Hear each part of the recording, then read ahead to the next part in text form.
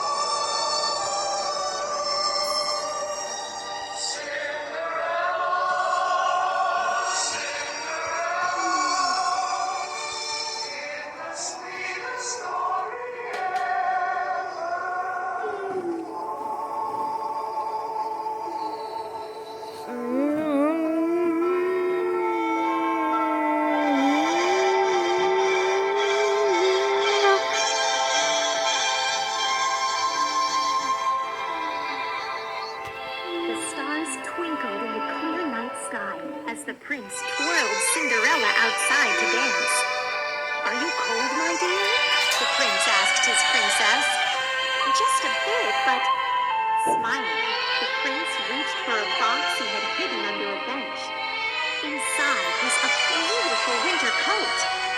"Oh, it's simply lovely!" Cinderella exclaimed. "Thank you!"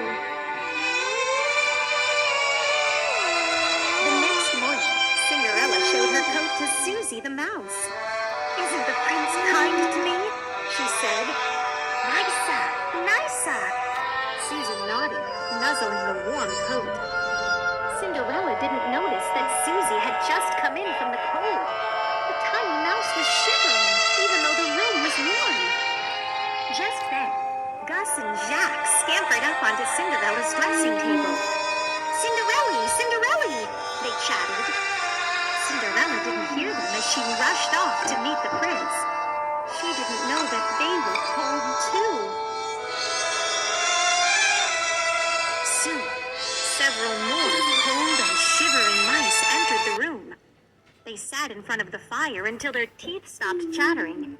The poor mice had spent the night in the freezing attic. They hoped Cinderella would let them stay in her warm room. But there was a problem. "Shoo! Shoo!" The cruel housekeeper barged into the room and began chasing the mice. "You're making the whole castle dirty," she shouted. "I should have the gardener haul you away." She was the reason that the mice were cold and scared. They stayed in the attic to hide from her. The mice scrambled back to the chilly attic, not knowing where else to go. "Cinderella," Gus sighed. They needed her help. Suddenly, wham! The gardener slammed cages over the mice and scooped them up. "Now take them outside," shrieked the housekeeper. "Take them far enough away that they never return." Of course, Cinderella had no idea what had happened as she and the prince strolled along the castle grounds. "Let's go to the stables," Cinderella said suddenly. "We can say hello to the horses." "And maybe take a ride?" the prince asked hopefully. "What a lovely idea," Cinderella replied. Soon, Cinderella and the prince were riding through the countryside near the castle. They saw the gardener doing something in one of the fields. "Hello!" shouted the prince. "It's too cold to be working outside."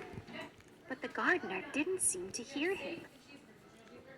When the prince and princess returned to the stables, the prince asked, "Do you think the gardener was acting oddly?" Perhaps he was distracted, Cinderella replied. It must be hard to get much gardening done when the ground is frozen. Too hard. Turn it down, my dear.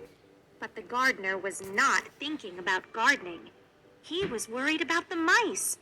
He knew that they would freeze in the fields. All right, he said to his helpers. Now don't mention this to the housekeeper, but I want to bring these poor mice to the stables. So they took the grateful mice to their new home and even fed them. The mice nestled together in the barn, but as night approached, they just got colder. Finally, the horses allowed them to snuggle up in their manes to keep warm. That's a nice, Gus said sleepily. Meanwhile, Cinderella was beginning to worry. Where were her little friends? Jack and Gus, she said suddenly. They wanted to talk to me this morning, but I left in a rush to see the prince. I wonder if they needed to tell me something. Cinderella was searching the palace, trying to find her friends, when she ran into the prince. Why, hello, the prince said cheerfully. Are you looking for the same person I am? Person?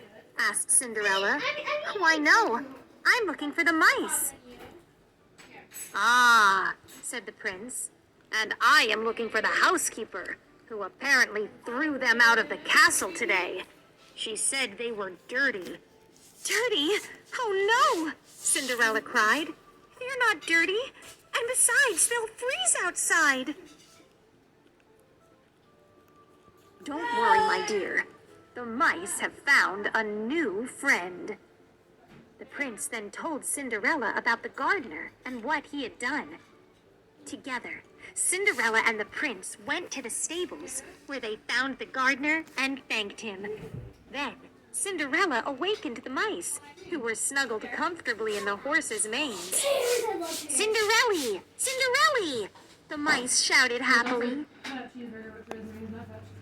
A few nights later, there was a grand ball, with the gardener as the guest of honor. The cruel housekeeper now peeled potatoes in the kitchen. She would not bother the mice again. Meanwhile, the mice celebrated with a banquet of their own. And as for the horses, they got extra apples